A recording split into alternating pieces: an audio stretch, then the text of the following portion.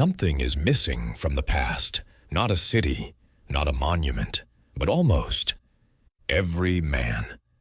Thousands of years ago, humanity passed through a narrow doorway, one shaped not by fire or ice, but by the hands of other humans. In the blink of an evolutionary eye, up to 19 out of every 20 men were gone. Not their tools, not their mothers, just the men. It wasn't a disease, it wasn't a climate disaster. The women lived, the children lived, but almost every male lineage vanished. There are no headlines, no epic battles in the records, just silence. And yet, the story is still here, inside you, buried in your DNA, whispering from the Y-chromosome passed from father to son. This wasn't a natural extinction. It was targeted, systematic. It reshaped evolution. And it never truly stopped. What happened? Who made it out alive? And why does every man alive today carry the echoes of a forgotten war? In the prehistoric world, survival didn't belong to the strongest individual. It belonged to the group, clans, lineages, bloodlines bound by a single thread, the male name, a father's son, a brother's brother, a cousin's vengeance. Across the early Earth, small bands of humans fought not only the elements, but each other. And when resources ran low, the first casualty was always the rival male. In these clans, men weren't just warriors. They were currency. Power flowed through them. Territory passed through them. And that made them dangerous. In a world where women could carry life, men carried legacy. The Y-chromosome wasn't just biology. It was a flag, a banner, a threat. So what do you do when you want to erase a rival clan? You don't burn their tools. You don't kill their mothers. You eliminate the only thing that can keep their bloodline alive, their men. This wasn't chaos. It was structure. Quiet, ruthless arithmetic. The more women your clan controls, the more sons you can raise. The more sons you raise, the fewer your enemies have. And over time, those enemies vanish from history, line by line, man by man. We know something happened, not because we found the bones, but because we didn't. In our DNA, there's a silence, a missing chorus of fathers, lineages that once existed, gone, as if they never mattered. Scientists call it a genetic bottleneck, a moment in time when genetic diversity collapses. For women, it barely moved, but for men, it fell off a cliff.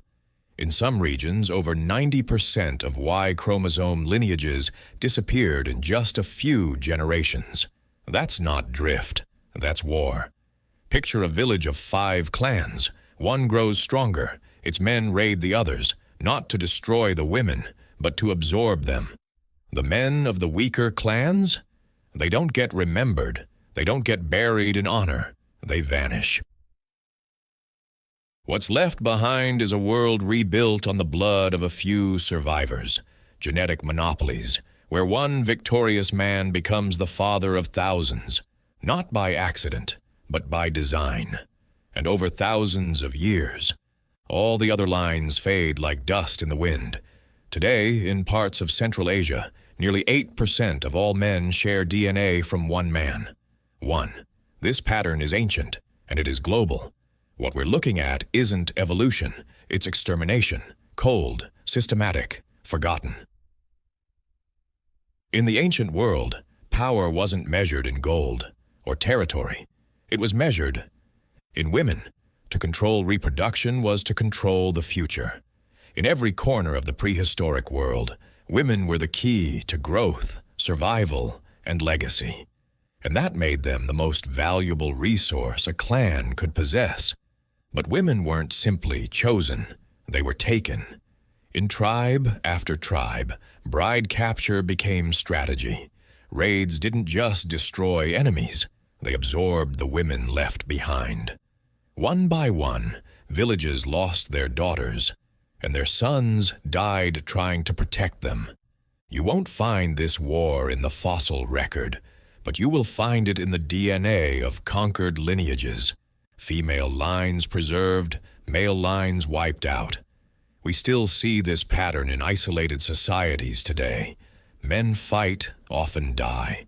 Women survive, not because they were spared, but because they were absorbed.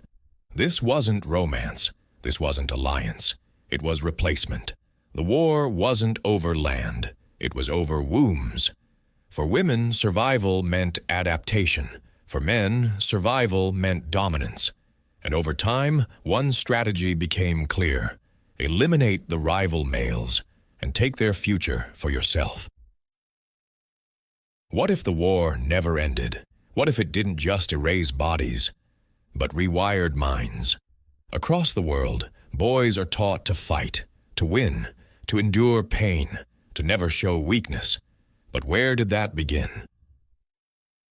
Long before empires, before cities, survival demanded a different kind of man, one who could defend his clan, or die trying. Generation after generation, the men who stayed passive disappeared. Their bloodlines ended, their stories lost. What remained were the sons of survivors, aggressive, competitive, willing to kill and to be killed. The DNA doesn't lie. It shows a pattern. Men more likely to take risks, to dominate, to assert. Evolution didn't reward kindness. It rewarded survival in a world where survival often meant violence. And so that war, the one we can't find in ruins, may still be echoing in how men think, act, and feel today. In every boy who throws the first punch, in every man who feels shame for crying, in every father who tells his son to toughen up. It's not just culture. It might be memory. A memory passed down not through stories, but through blood. Look around you. The faces may be different, but the fathers may not be. In many parts of the world, millions of men share a common ancestor, not just in legend, but in blood. In Central Asia, nearly 8% of all men are descended from a single man who lived just 800 years ago. One man, one bloodline, echoing through 16 million living sons. His name may have been Genghis Khan, but his pattern isn't unique. It's ancient. In prehistoric times, male survival didn't guarantee legacy. Only a few men fathered the next generation. The rest died, or were left out, or were erased. Women passed down mitochondrial DNA with stability, generation after generation. But Y-chromosome lines? They vanished in waves. The result? Most men alive today descend from a small handful of prehistoric males. The genetic lottery wasn't fair. It was controlled by conquest, by domination, by force. Some men were allowed to have children. Others were eliminated from history, not because they were unworthy, but because they lost. We talk about ancestors like a family tree, but for men, it's not a tree. It's a bottleneck, a narrow throat through which only the most violent, the most powerful, or the most lucky emerged. We've dug the ground, we've searched the caves, we've cataloged the bones, but we haven't found mass graves full of men, no battlefield, no monument to the fallen.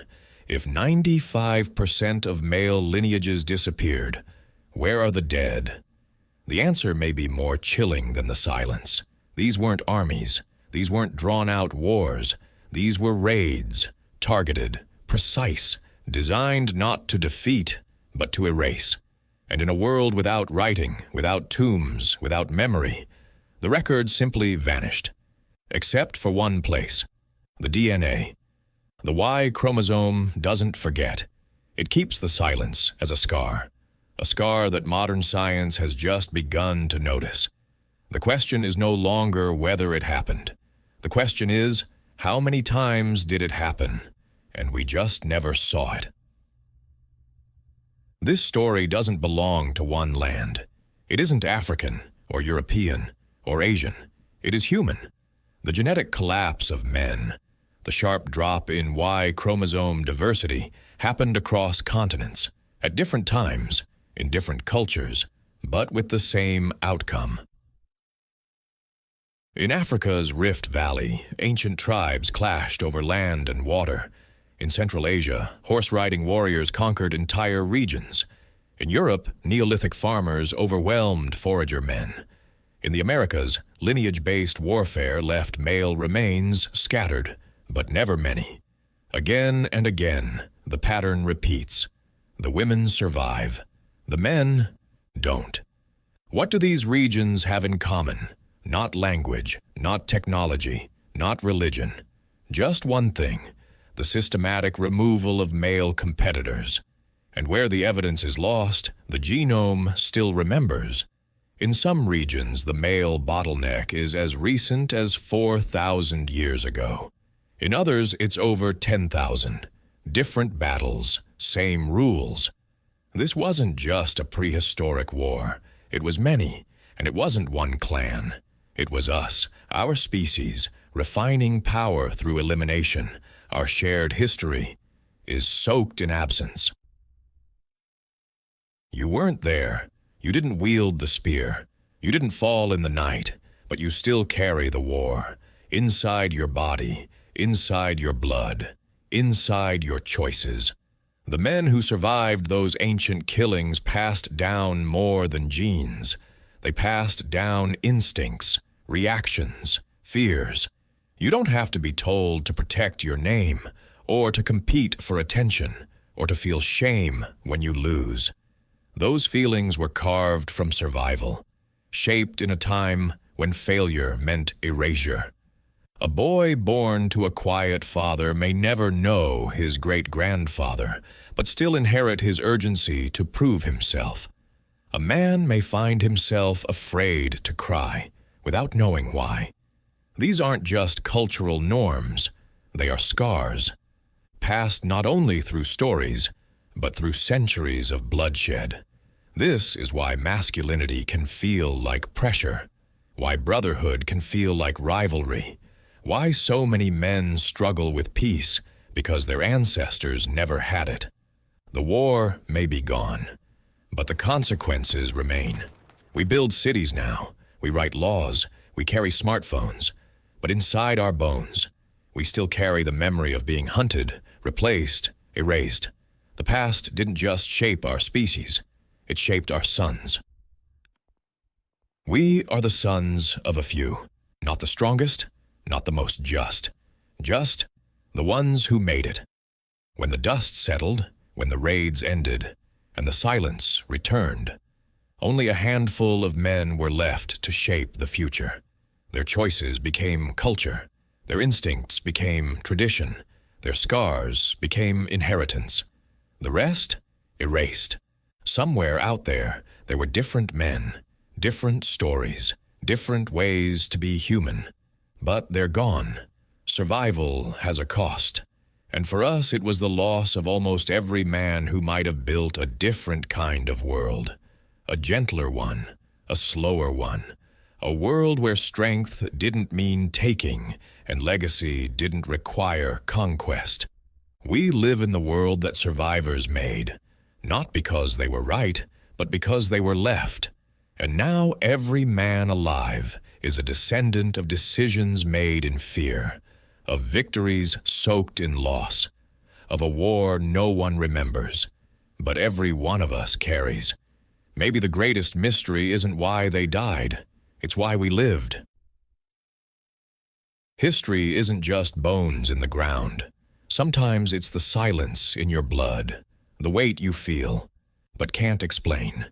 If this story changed the way you see yourself, or the men in your life, share it.